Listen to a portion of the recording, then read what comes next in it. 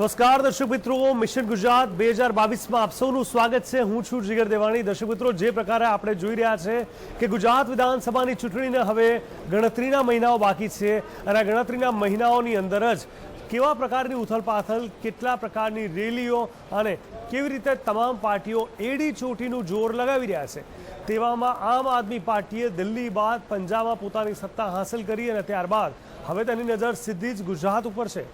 બહુ મોટી વાત કહી શકાય, સંઘર્ષની વાત તેમના માટે છે ગુજરાત, કારણ કે બીજેપીનો ગઢ છે અને એવા સમયમાં ગુજરાતમાં પગ પેસારો કરવો એ બહુ મોટું પડકારજનક પગલું આ પાર્ટી માટે સમજી શકાય। ખાસ કરીને આમ આદમી પાર્ટીના દિલ્હીના સીએમ અરવિંદ કેજરીવાલ અને પંજાબના સીએમ ભગવંત માન બંને એક સાથે રોડ શો કરી રહ્યા છે, ત્યારે અનેક પડકારો તેમની સામે પણ આવવાના જ છે।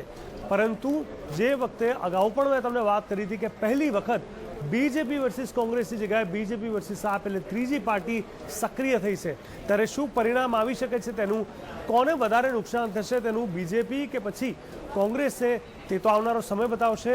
આ બાજુ કોંગ્રેસે પણ તૈયારીઓ શરૂ કરી દીધી છે। નરેશ પટેલને લઈને બીજેપી, આપ અને કોંગ્રેસ બધા મહેનત કરતા હતા, પરંતુ ક્યાંક કોંગ્રેસ તરફી તેમનો ઝુકાવ વધારે રહેશે તેવી શક્યતાઓ છે। ત્યારે બધાની શું અસર થશે અને કેવા પ્રકારે આગળની ગુજરાતની રાજનીતિ વધે છે તેના પર આજે નજર કરીશું। આપણી સાથે જોડાઈ ગયા છે Gujarat mission 2022 editorial director, group editorial director Alok Mehta ji. Alok Mehta ji, बहुत बहुत स्वागत है हमारे साथ। आलोक जी, जिस प्रकार से गुजरात की असेंबली इलेक्शन को अब बस कुछ ही महीनों की देर है और सभी पार्टी ने पूरी कोशिश कर दी है, अब जाके आप पार्टी की बात की जाए तो आम आदमी पार्टी का पहला रोड शो जहाँ खुद वहाँ के सीएम आए, किस तरह से आप इस नज़रिए को देख रहे हो? क्योंकि दिल्ली के बाद पंजाब में जो जीत हासिल की, उनका स्वाभाविक है कि उनका आत्मविश्वास सातवें आसमान पे होगा, पर सीधी नज़र गुजरात पे। गुजरात जबकि बीजेपी का गढ़ है, उनको पता है, पर जिस प्रकार से road show back to back वो कर रहे हैं, जो प्लानिंग कर रहे हैं, क्या असर आपको लग रहा है आगे के महीनों में आप पार्टी को लेके?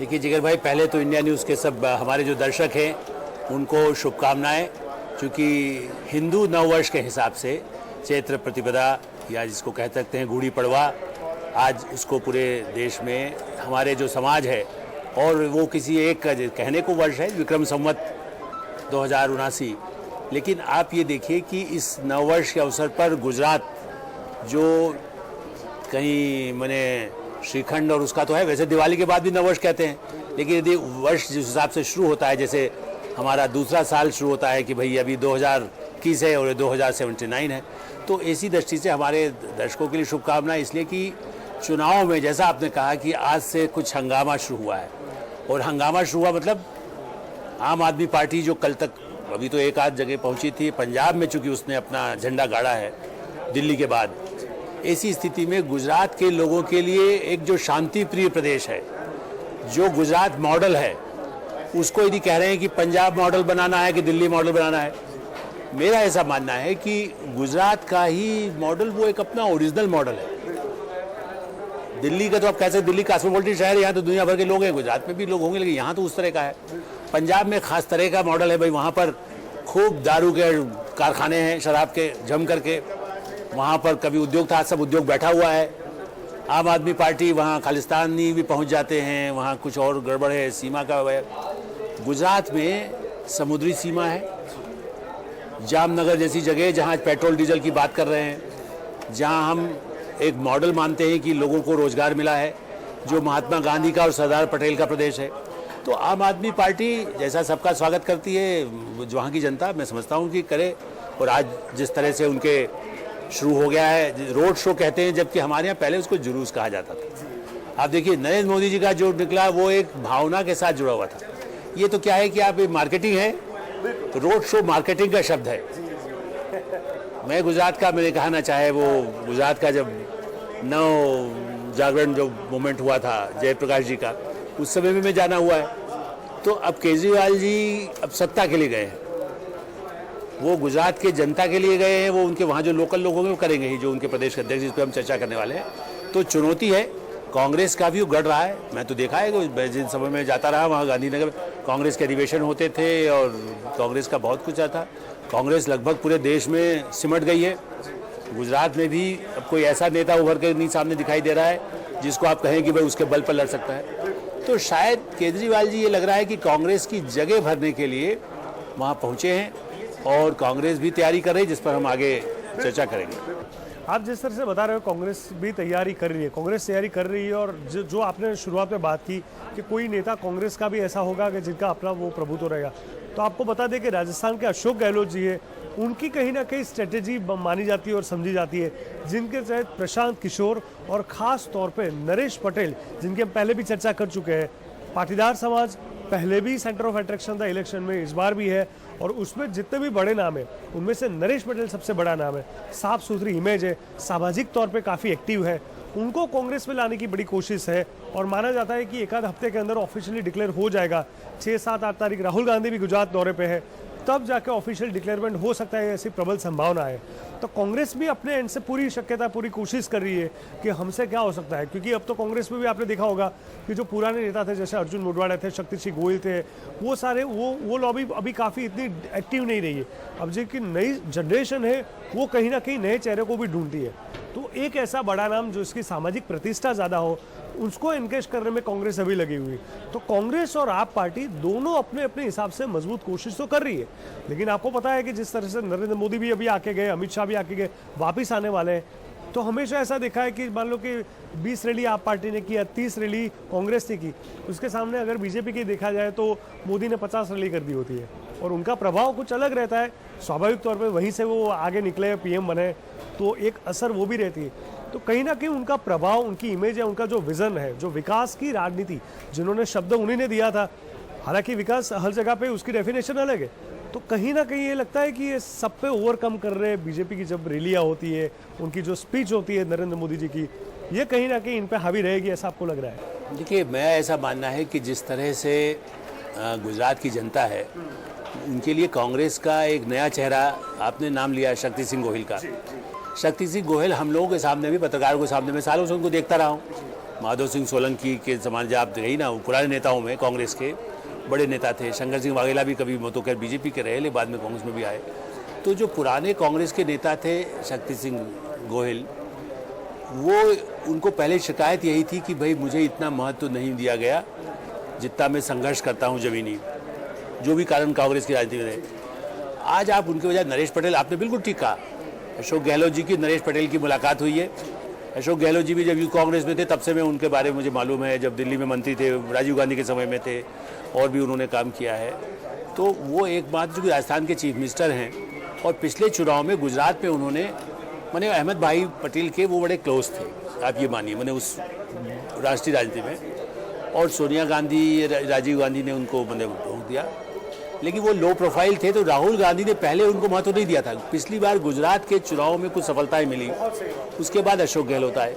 तो ये, जैसे आपने प्रशांत किशोर जी का नाम लिया, मेरा मानना है कि प्रशांत किशोर जी एक लॉबिस्ट हैं, वो राजनीतिज्ञ नहीं हैं। वो ममता के साथ भी हैं, वो कांग्रेस के साथ भी थे, वो कभी बीजेपी के साथ भी क्या थे। मोदी जी को कोई प्रशांत किशोर जिता है, या ममता बनर्जी को प्रशांत किशोर जिता है? यदि इनमें से भी कोई ममता बनर्जी घोषित रूप से कहते हैं हाँ भाई प्रशांत किशोर में जीता है, मोदी जी के हाँ क्या? वो अखिलेश यादव के वहाँ गए थे उत्तर प्रदेश, तो वहाँ तो नहीं जिता सके। तो प्रशांत किशोर एक, जो अमेरिका में ऑफिशियल कई करोड़ रुपए लेकर के जो लॉबिस्ट होते हैं, एक कंपनी बना ली, तो उनकी पार्टी तो नहीं है।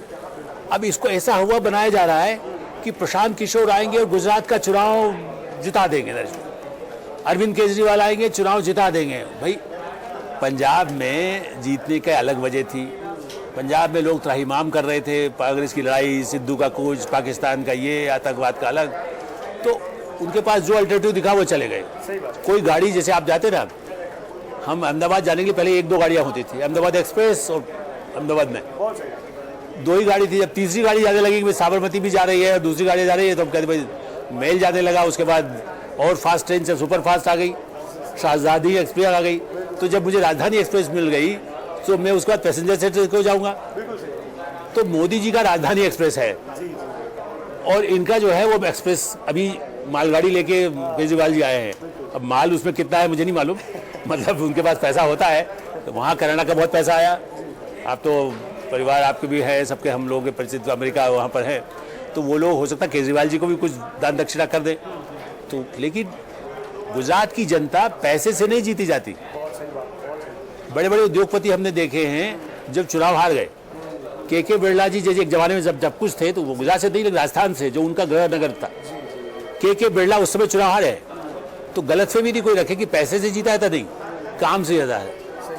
और नरेंद्र मोदी जी, अमित शाह, भूपेंद्र पटेल, आप जैसे पत्रकार जमीन पर घूमते रहे हैं।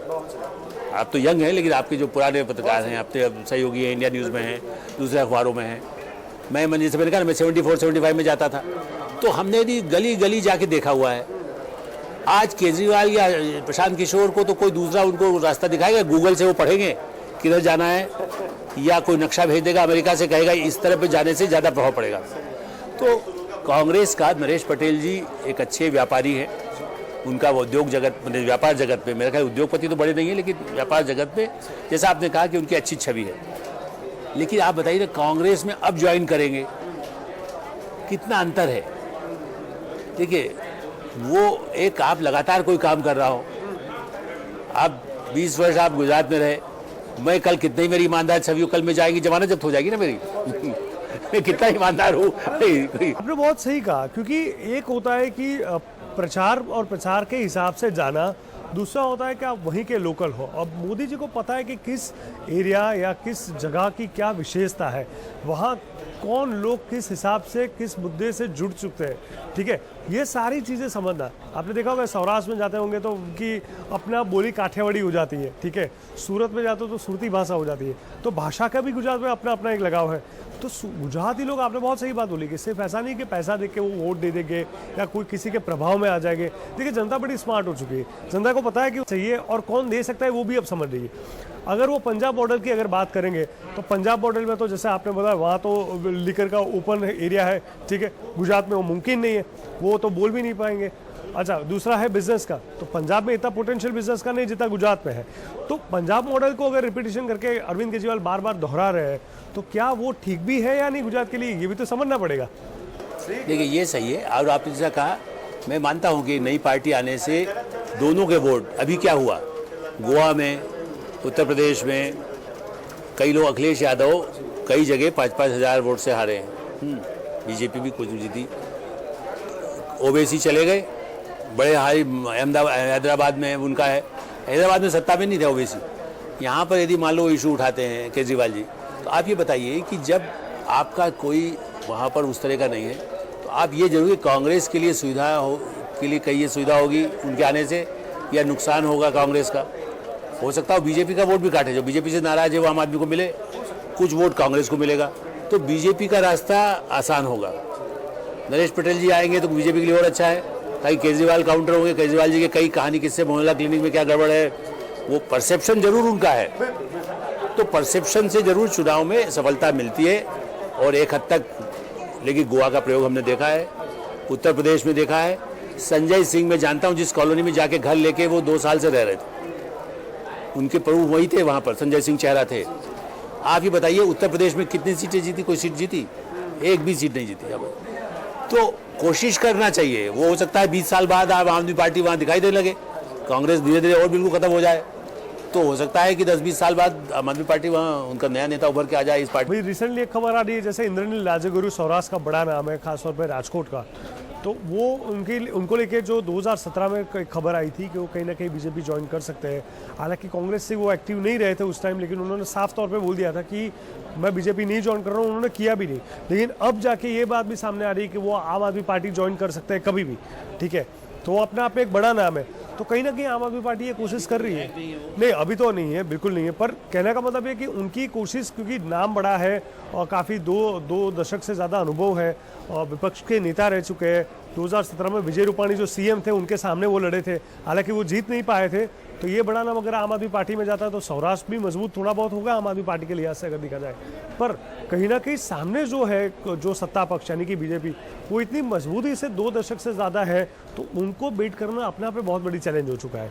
क्योंकि बहुत सारी चीज़ें हैं, जैसे बिजनेस का मैंने आपको बोला, और बहुत सारे फैक्टर्स ऐसे जिस पे आम आदमी पार्टी के लिए कोई इतना एक्सपीरियंस नहीं है। लेकिन कहीं ना कहीं लोगों को ये उम्मीद बैठी है कि पहला कोई अब आया है सामने, क्योंकि लोग चाहते हैं ना कि ऑपोजिशन भी मजबूत होना चाहिए, ऑपोजिट भी कोई, तो कांग्रेस में वो चीज़ नहीं दिख रही थी। तो क्या आपको लग रहा है वो चीज़, वो ऑप्शन अब इस बार आम आदमी पार्टी बनेगी गुजरात की ऑडियंस के लिए? देखिए, ये आपने ठीक कहा, कुछ लोग हो सकता है जो नए कुरियर पार्टी से लेकर के, जैसा इन्होंने यहाँ भी किया था, कुछ पार्टी कांग्रेस के जो थे उनको ले आए, आम आदमी पार्टी यही तो करती है, कांग्रेस के लोग ले आए, कोई बिजनेस के लोग ले आए, तो उसका एक असर। लेकिन आपने राजकोट का नाम लिया, आपको जानकारी होगी जैसे यहाँ पर नोएडा में हमारे यहाँ एक एयरपोर्ट, जेवर एयरपोर्ट बना, कितना धूमधाम से उसका जो हुआ था। Rajkot is a very important centre. Rajkot में जितना बड़ा एयरपोर्ट जो बन रहा है, जिसका अभी तैयारी हो चुका है लगभग, अभी हो जाएगा 2-4 में, नहीं तैयारी हो रहा है ना वो तो, पर वो जो ग्रीन लॉबिंग वाला जो पूरा बस वो पूरा करके उसको पूरा हो रहा है। राजकोट के लिए कितनी बड़ी उपलब्धि है, आप समझिए जेवर के बराबर उसकी वहाँ पर उसका इम्पैक्ट है। राजकोट में जो काम मोदी जी के मुख्यमंत्री काल में या प्रधानमंत्री काल में हुआ, या सौराष्ट्र के सूखा पीड़ित इलाके रहते हों, जो रेगिस्तान वाले इलाके हों गुजरात के, उन सब जगह जो काम है, तो राजकोट के व्यक्ति, जैसे मैंने कहा ना, राजमोहन गांधी जी के परिवार के, दिल्ली में वर्षों तक हम ही लोग उनके बहुत लेख छापे, बड़े पढ़े लिखे हैं, आम आदमी पार्टी से वो चुनाव लड़े थे। अब उनसे ज़्यादा ईमानदार आदमी मैं नहीं मानता कि अभी कोई वहाँ पर केजरीवाल जी की पार्टी में है। वो दिल्ली में चुनाव नहीं जीते, राजमोहन गांधी दिल्ली में चुनाव नहीं जीते। तो आप ये कह दें कि राजकोट से फलाने आदमी को, कांग्रेसी को ले आएंगे तो उससे पार्टी जीत जाएगी, हाँ उनका अपना थोड़ा प्रभाव हो सकता है। लेकिन यदि एयरपोर्ट अच्छा बन रहा है, यदि वहाँ पर अच्छा बिजनेस होगा, यदि लोगों को उससे रोजगार की संभावनाएं बढ़ेगी, वहाँ उससे राजकोट आकर के पर्यटक, आज मुझे जाना होता है कहीं पोरबंदर जाना है या द्वारका जाना है, उधर भी फ्लाइट्स होती है, लेकिन मुझे राजकोट में पहुँच जाऊँ, आप अमेरिका, कनाडा, लंदन से आ रहा है, मैं सीधा जाके राजकोट उतर जाऊँ मैं। यदि तो जब वो लोग राजकोट पहुँचेंगे तो लोग उस लाभ को देखेंगे या ये देखेंगे मुझे परिवर्तन करना है। क्योंकि अब देखिए राजकोट की बात की तो सौराष्ट्र का मेन सिटी है राजकोट, तो सिर्फ राजकोट नहीं पूरे सौराष्ट्र की नज़र उस पर रहेगी। तो अपने आप में जैसा हमने देखा कि यूपी इलेक्शन के पहले जितने भी सारी चीज़ें लॉन्च की गई, चाहे नए रोड, एयरपोर्ट, हर चीज़, हाईवे की बात की गई, तो उसका इम्पैक्ट कहीं ना कहीं हमने देखा 2022 में, क्योंकि जनता सीधा दिखती है काम क्या नया हुआ है, क्या विकास हुआ, और उनका तो शब्द ही है विकास की राजनीति। तो अपने आप में ये चीज़ बाकी सारे पक्षों को लेके एक अपने आप में पड़कार है कि भाई ये नई नई चीज़ें हर साल कर रहे हैं, या हर इलेक्शन के पहले 4-5 नई बड़ी चीज़ लॉन्च हो रही है, तो एक साइकोलॉजिकल इम्पैक्ट भी जनता में रहता होगा कि काम तो सरकार कर रही है। देखिए मैं एक आपको इस पर, मुझे अच्छा आपने सड़क का कहा, एक बड़ी दिलचस्प बात मैं अपने दर्शकों को बताना चाहूँगा। मैं 2-3, ये तो कोरोना चल रहा 2 साल, उसके 3 साल से, जब भी वो पिछली बार ये जो अपना हुआ था, या इसके कार्यक्रम में आपने किसी कार्यक्रम के लिए गया हुआ था वहाँ पर गुजरात, और एक मैंने कहीं बाहर किसी उसमें मुझे भोजन के लिए बुलाया गया, वहाँ बड़े कई अधिकारी थे, बहुत बड़े सीनियर अधिकारी। नितिन गडकरी जी ने, मतलब मोदी सरकार ने बड़े पैमाने पर देश भर में महाराष्ट्र, गुजरात, मध्य प्रदेश, इन सब को जोड़ने वाला जो पूरा नेटवर्क बनाया। तो उन्होंने कहा कि इससे क्या है, कुछ चीज़ों में महाराष्ट्र को बहुत ज़्यादा कुछ मिल रहा था, चूँकि गडकरी जी का नाम था, ऐसा नहीं गडकरी जी कोई पक्षपात नहीं कर रहे थे, लेकिन फिर मोदी जी के पास सूचना पहुंची, कुछ लोगों ने पहुंचाया, जबकि वो तो प्रधानमंत्री बन चुके थे। मैं बता रही थी पुराने उसकी बात है, बल्कि हो सकता है 2019 के चुनाव के पहले की बात है।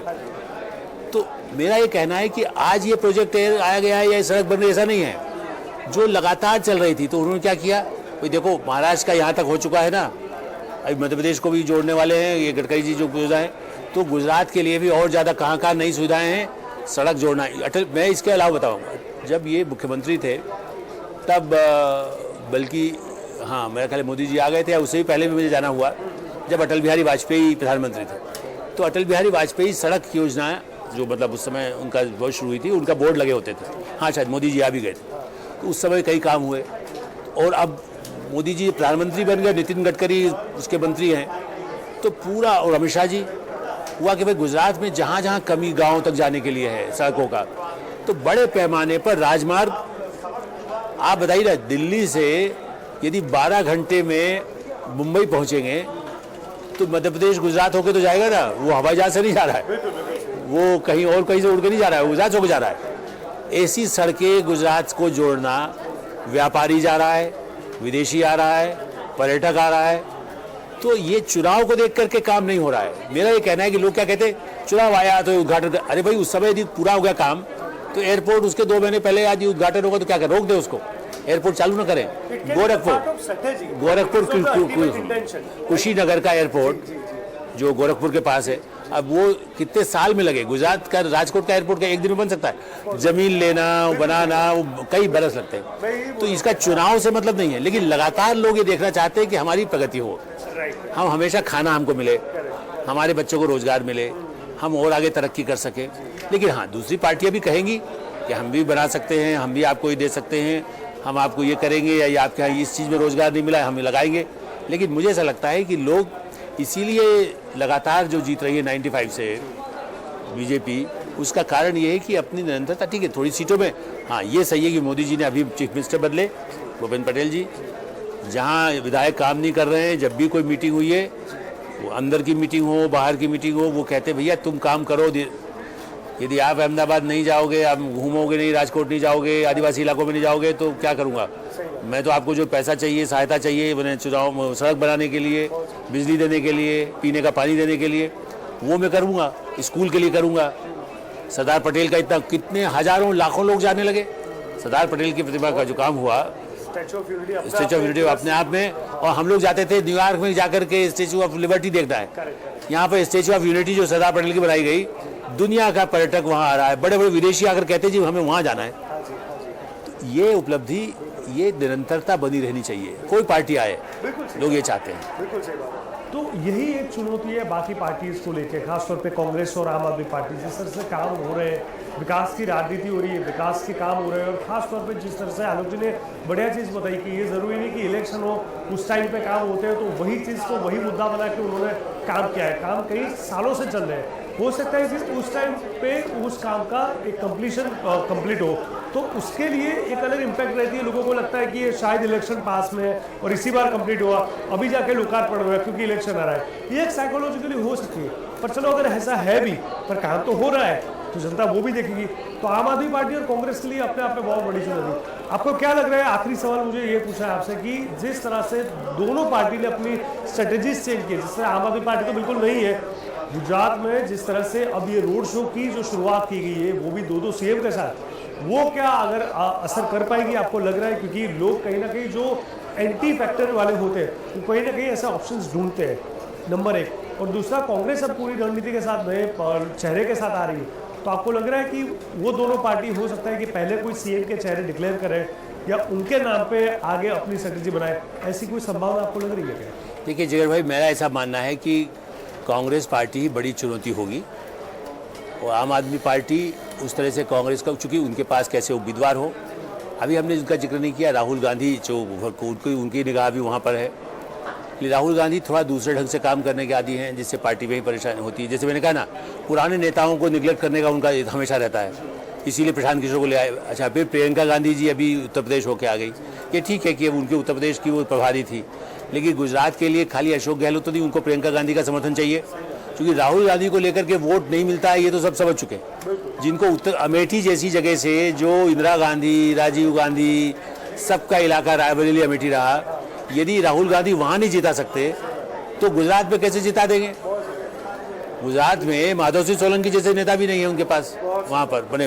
कांग्रेस में मेरे हिसाब से यूँ ठीक है, मैंने हितेन भाई देसाई को देखा, मैंने चिमन भाई पटेल को देखा, और दूसरे एक और पटेल आए थे उनको देखा, मतलब कई मुख्यमंत्री वहाँ कांग्रेस के आए हैं, मैं सबको लगातार देखता रहा हूँ।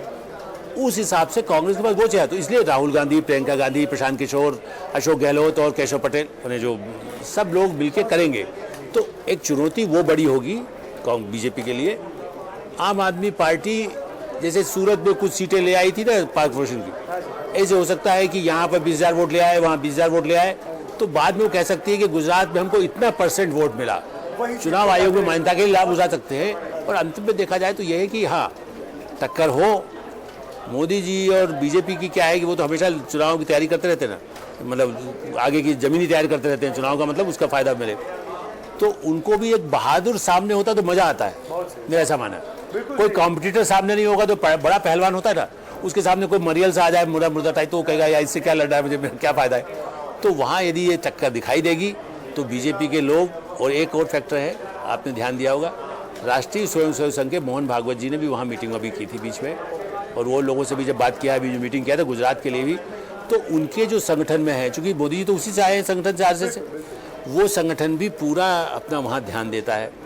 द्वारका, सोमनाथ, भाई अब बीजेपी तो सोमनाथ से शुरू होती है, तो सौराष्ट्र में आदिवासी इलाकों के लिए जितना काम हुआ है तो बीजेपी का वो जोर होगा, और कांग्रेस भी आदिवासी के बीच में वोट लेने के लिए वहाँ कोशिश करेगी। वहाँ आम आदमी पार्टी अभी उतनी जगह नहीं बना सकती, इसलिए एक अच्छा, बहुत ही इंटरेस्टिंग ये गुजरात मिशन साबित होने वाला है। बिल्कुल सही बात है। तो अपने आप में सारी पार्टीज को लेकर एक बहुत बड़ी चुनौती है, लेकिन एक बात ये भी देखनी पड़ेगी, जिस तरह से अरविंद केजरीवाल और भगवंत मान ने जिस प्रकार से रोड शो शुरू कर दिया है गुजरात के अंदर, बीजेपी के गढ़ के अंदर, कहीं ना कहीं अपने आप में एक बहुत बड़ी बात है, बहुत बड़ा चैलेंज उनके लिए है।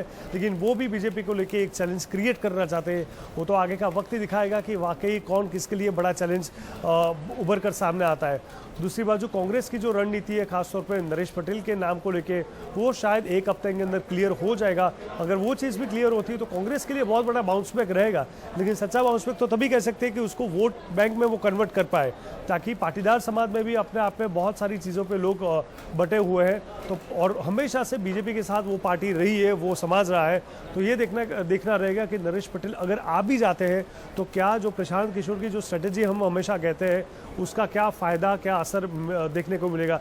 साथ साथ में प्रधानमंत्री नरेंद्र मोदी और अमित शाह के जो गुजरात दौरे हैं वो भी बढ़ते जा रहे हैं। तो जिस प्रकार से हमने राजकोट का एग्जाम्पल दिया, ये भी बहुत सारे काम आगे के टाइम पे रहेंगे, तो गुजरात की जनता वो भी देखती है। तो ये ओवरऑल देखा जाए तो बहुत ही इंटरेस्टिंग एक पड़ाव आ चुका है।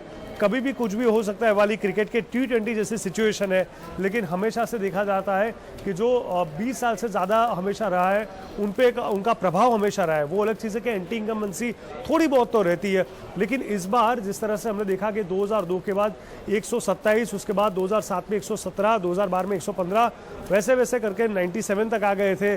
तो अगर उस हिसाब से आंकड़ा अगर कम हुआ तो बीजेपी के लिए खतरा हो सकता है। आलोक जी, आप हमारे साथ जुड़े और बहुत ही इंटरेस्टिंग एनालिसिस किया आपने, और लोगों को बताया कि क्या पार्टी, किस पार्टी का क्या प्रभाव हो सकता है। आपका बहुत बहुत धन्यवाद।